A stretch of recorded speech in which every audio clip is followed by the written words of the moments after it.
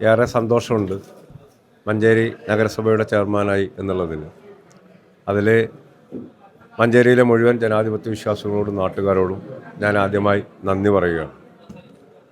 മഞ്ചേരിയുടെ സമഗ്രമായ ഒരു വികസനം, ആ വികസനമാണ് മഞ്ചേരി നഗരസഭാ കൗൺസിലിൻ്റെ ഞങ്ങളുടെ എല്ലാവരുടെയും ആഗ്രഹം.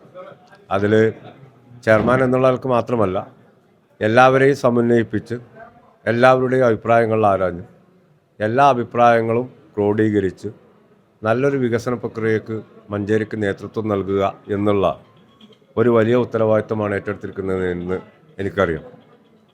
എന്തായാലും ഞാൻ പറഞ്ഞല്ലോ, ഇന്ന് വന്നിരുന്നിട്ടുള്ളൂ. എന്തായാലും കുറച്ച് ദിവസങ്ങൾക്കകം അതുമായി ബന്ധപ്പെട്ടിട്ടുള്ള വിവിധ കാര്യങ്ങളെക്കുറിച്ച് ചർച്ച ചെയ്യും. മഞ്ചേരിയെ സംബന്ധിച്ചിടത്തോളം മഞ്ചേരിയിലെ ഗതാഗത പ്രശ്നങ്ങളുണ്ട്, മഞ്ചേരിയിലെ ആരോഗ്യ മേഖലയിലുള്ള നിരവധി വിഷയങ്ങളുണ്ട്. അതോടൊപ്പം തന്നെ നഗരവുമായി ബന്ധപ്പെട്ടുള്ള പുതിയ വികസന പ്രവർത്തനങ്ങളെക്കുറിച്ച് ആലോചിക്കേണ്ടതുണ്ട്. അഹമ്മദ് ഗുരുക്കൾ സ്മാരക ബസ് ബേ ഷോപ്പിംഗ് കോംപ്ലക്സ് അത് കഴിഞ്ഞ കൗൺസിൽ കാലഘട്ടത്തിൽ ഉദ്ഘാടനം ചെയ്തതാണ്. ആ ഉദ്ഘാടനം ചെയ്യപ്പെട്ടപ്പോൾ നമുക്കറിയാം, അവിടെ ട്രാൻസ്ഫോമർ അടക്കമുള്ള ചില കാര്യങ്ങൾ അത് ശരിയാക്കാനുണ്ടായിരുന്നു. ഇലക്ട്രിസിറ്റി വകുപ്പുമായി ബന്ധപ്പെട്ട് നഗരസഭ അതിൻ്റെ മുൻ കൗൺസിൽ തന്നെ അതിൻ്റെ പണമൊക്കെ അടച്ചതാണ്. എന്തായാലും ശരി, അത് ഏറ്റവും അടുത്ത ദിവസങ്ങളിൽ തന്നെ പ്രവൃത്തി പദത്തിലേക്ക് എത്തിക്കുക എന്നുള്ളതാണ് ഞങ്ങളുടെ ആദ്യത്തെ ദൗത്യമായി കാണുന്നത്. അതോടൊപ്പം തന്നെ അതിൻ്റെ തൊട്ടടുത്ത് PWD വിഭാവനം ചെയ്ത ഡ്രൈനേജ് ഉണ്ട്. ആ ഡ്രൈനേജിൻ്റെ പണി പൂർത്തിയാക്കിയെങ്കിൽ മാത്രമാണ് മഞ്ചേരി ടൗണിനകത്തെ നമ്മൾ ഉദ്ദേശിക്കുന്ന രീതിയിലുള്ള റോഡിൻ്റെ ഒരു വലിയ വികസനം വരാൻ സാധിക്കുകയുള്ളൂ. എന്തായാലും ശരി, ഇലക്ട്രിസിറ്റി ഡിപ്പാർട്ട്മെൻറ്റുമായും പൊതുമരാമത്തുമായും ഒക്കെ ബന്ധപ്പെട്ട് ആ കാര്യങ്ങളിലുള്ള ഒരു ശ്രദ്ധയുണ്ടാവും.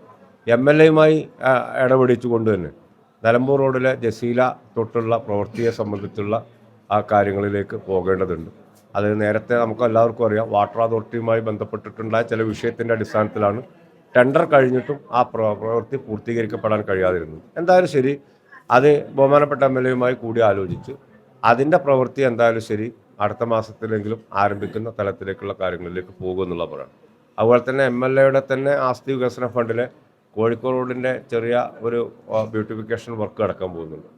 അപ്പോൾ അതും ഞാൻ മനസ്സിലാക്കിയിടത്തോളം ഈ ഒരു 8-10 ദിവസത്തിനകം അതും പ്രവൃത്തി പദത്തിലേക്ക് എത്തിക്കാൻ കഴിയും എന്നുള്ളതാണ് വിശ്വസിക്കുന്നത്.